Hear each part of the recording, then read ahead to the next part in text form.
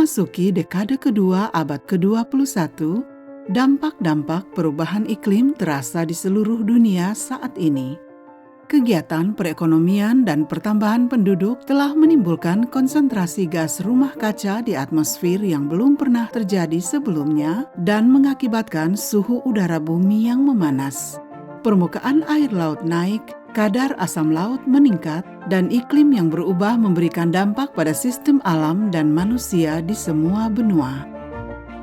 Pada tahun 2009, Indonesia menjadi negara berkembang pertama yang mengumumkan akan mengurangi emisi gas rumah kaca. Kepulauan yang terbesar di dunia ini menyadari kerentanannya terhadap perubahan iklim dan berkomitmen untuk mengurangi emisi hingga 26% pada tahun 2020 atau 41% dengan dukungan internasional. Dengan jumlah penduduk hampir 250 juta orang, Indonesia merupakan bangsa dengan jumlah penduduk terpadat keempat dan salah satu dari penghasil emisi gas rumah kaca terbesar. Melakukan konversi ke teknologi bersih bagi negara dengan perekonomian terbesar ke-16 di dunia, itu bukanlah tugas yang mudah. Emisi diperkirakan akan meningkat lebih jauh disebabkan karena bertambahnya penduduk dan perluasan ekonomi yang sangat tergantung pada bahan bakar fosil. Untuk menjadi hemat energi, sektor-sektor industri, transportasi, perumahan, dan perdagangannya akan memerlukan perubahan-perubahan yang besar. Sejak tahun 2009 telah dibuat banyak kebijakan, rencana tindakan, dan komitmen. Akan tetapi, sebenarnya berapa banyak dana yang telah digunakan oleh pemerintah Indonesia untuk penanggulangan perubahan iklim? Apakah dana tersebut digunakan untuk kegiatan-kegiatan yang dapat mencapai sasaran rencana negara untuk mengurangi emisi yang ambisius tersebut? Untuk maksud tersebut, Kementerian Keuangan Indonesia telah meluncurkan sistem pemberian tanda pada anggaran atau budget tagging untuk melacak aliran dana dalam kegiatan-kegiatan pengurangan emisi atau mitigasi perubahan iklim yang didukung oleh UNDP dan UNEP. Kementerian Keuangan bertujuan untuk memahami apakah kegiatan-kegiatan yang sekarang didanai itu dapat mencapai sasaran-sasaran reduksi emisi. Sistem tersebut akan memberi tanda dan kemudian akan digunakan untuk menilai efektivitas kegiatan-kegiatan berdasarkan kontribusi mereka terhadap pengurangan emisi. Ini adalah sebuah cara untuk mengetahui berapa banyak anggaran yang telah dialokasikan dan bagaimana anggaran tersebut dipergunakan. Dapat diketahui apakah dana tersebut mencapai sasaran reduksi negara melalui pengembangan insentif keuangan untuk menghasilkan kebijakan-kebijakan atau kegiatan praktis seperti penghutanan kembali, pembaruan energi, transportasi yang efisien lingkungan, gedung-gedung yang hemat energi, sampah menjadi energi, atau restorasi tanah yang rusak. Indonesia adalah negara pertama di dunia yang telah mengadopsi sistem pelacakan anggaran tersebut. Sistem tersebut harus diberlakukan di 7 kementerian pada tahun 2015.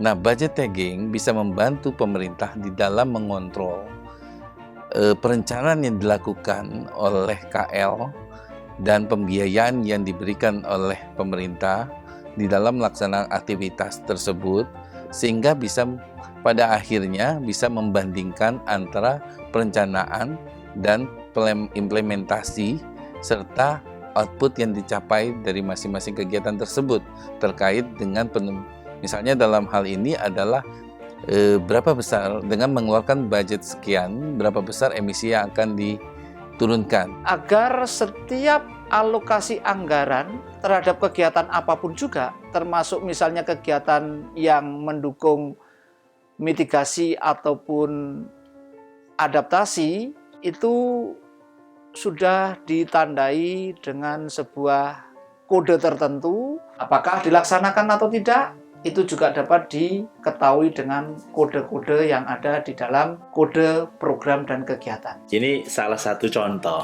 bagaimana alokasi anggaran untuk tahun anggaran 2015 terkait perubahan iklim kontribusi APBN secara nasional itu sebesar 45,3 triliun. Nah, angka 45,3 triliun ini kita dapatkan melalui budget tagging. Jadi aspek transparansi, aspek akuntabilitas itu dapat dikawal oleh masyarakat selaku stakeholder.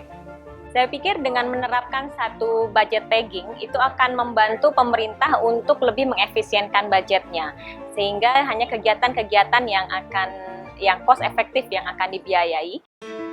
Menggunakan anggaran pemerintah dengan bijaksana dan menetapkan insentif dan disinsentif yang benar diharapkan akan mendorong para investor dalam bidang teknologi yang mengurangi emisi gas rumah kaca. Para investor menyukai Bapak Muhammad Baidowi dan Bapak Douglas Manurung. Kantor Bapak Muhammad Baidowi dipenuhi dengan piala-piala nasional dan internasional yang memberikan penghargaan padanya dalam merintis karir wirausahanya. Dengan bangga, ia menggambarkan bagaimana perjuangannya memulai usahanya ketika dia baru berusia 27 tahun dan tidak seorang pun percaya kepadanya. Saat ini dia adalah pengelola sebuah jaringan daur ulang plastik yang beroperasi dari Papua Nugini hingga Sumatera. Dia telah mendukung para wirausahawan di seluruh Indonesia untuk mendirikan depo-depo pendaur ulangan plastik dan memperlengkapi mereka dengan mesin penggiling plastik. Ia membeli semua produksi pelet plastiknya dan menjualnya ke Tiongkok. Kegiatan ini berawal dari pemulung, jadi nanti pemulung itu akan mengambil barang, dia keliling dari rumah ke rumah, dari tempat-tempat sampah. Kemudian pemulung ini akan storekan barangnya untuk dijual kepada bosnya, namanya depo. Kemudian di depo inilah akan mengirimkan barang-barangnya ke pabrik seperti kami. Kami akan membayar barang tersebut dengan harga yang lebih mahal, sehingga mereka mendapatkan keuntungan dari situ. Kemudian nanti di pabrik kami barulah diproses, kita pisahkan barang-barang tersebut menurut jenis dan warnanya dari plastik itu masing-masing. Itu akan bekerja ibu-ibu yang akan mengupas tutup botol dan labelnya dipisahkan sesuai jenis dan warnanya masing-masing. Kemudian dimasukkan ke dalam mesin penggiling untuk digiling plastik tersebut. Setelah menjadi cacahan, kemudian akan dicuci, dibersihkan, lalu kemudian ada proses untuk pengeringan. Dikeringkan barangnya, kemudian nanti setelah kering dimasukkan ke dalam karung. Sebagian barang ada yang kami buat menjadi barang-barang jadi seperti sapu, tetapi sebagian lagi berupa scraps kita akan ekspor ke China. Daur ulang plastik mengurangi emisi gas rumah kaca karena memproduksi plastik baru dari awal akan memakan lebih banyak energi daripada menghasilkan plastik daur ulang. Muhammad mengawali pabriknya dengan 2 pekerja. Sekarang ia mempekerjakan 50 orang di Jakarta dan jaringan daur ulang plastiknya menciptakan lapangan kerja bagi ribuan orang. Dan luar biasanya lagi, banyak orang yang bisa terlibat di sini, bisa bekerja, dan itu jelas memberikan kontribusi buat masyarakat. Dari satu pabrik itu membutuhkan paling tidak 20 depo. Satu depo itu mempekerjakan paling tidak itu 15-30 pemulung. Sehingga kalau dikalikan bisa sangat banyak sekali orang-orang yang terlibat di usaha daur ulang sampah ini. Douglas Manurung adalah Direktur Pengelola TPST Bantar Gebang, sebuah fasilitas pengolahan limbah yang bekerja di Bantar Gebang, sebuah tempat pembuangan akhir yang terbesar di Indonesia. Perusahaan ini menerima 6.000 ton limbah dari Provinsi Jakarta setiap harinya. Mereka memilahnya, mengkonversi sampah organik menjadi pupuk, dan mengkonversi limbah plastik menjadi pelet plastik yang dapat dijual. Sampah yang membusuk melepaskan gas metan ke dalam atmosfer dan memberikan dampak pada perubahan iklim 20 kali lebih buruk daripada karbon dioksida. Perusahaan Douglas mengumpulkan dan mengolah gas metan yang dilepaskan oleh sampah untuk menghasilkan listrik yang dikirimkan kepada jaringan listrik. Pembangkit listrik tersebut membangkitkan listrik 10 MW dan Douglas berharap akan mencapai 26 MW. Artinya kami bisa tangkap 400.000 sampai 500.000 ton ekuivalen CO2. Dan ini sudah kami lakukan lebih kurang 5 tahun lebih. Bisa kita bayangkan bagaimana banyaknya gas metan yang tadinya ini akan terbang ke udara dan kami konversi menjadi energi listrik yang bisa dimanfaatkan oleh rakyat Indonesia. Menurut Douglas Manurung, tidak adanya insentif dana membuat sulit untuk mempertahankan usaha. Sedangkan di negara-negara seperti Amerika Serikat, perusahaan menerima dari pemerintah setempat sekitar $80 untuk setiap ton limbah yang disetorkan ke TPA. Di Indonesia, perusahaan hanya menerima $7 hingga $8. Menangkap gas metana sebanyak 400 hingga 500 ton setara karbon dioksida atau CO2 memungkinkan penjualan 400 hingga 500 kredit karbon melalui mekanisme pembangunan bersih atau Clean Development Mechanism dalam pasar karbon. Ini sebetulnya dapat menambah pendapatan mereka seandainya nilai kredit karbon tidak jatuh dari 14 hingga 0,30 euro per ton pada tahun-tahun lalu.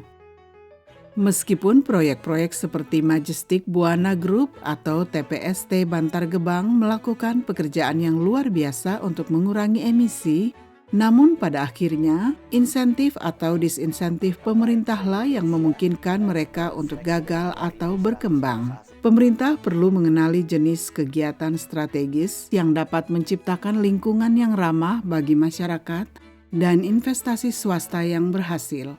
Dan sistem pemberian tanda dan sistem penilaian dapat membantu melakukan itu.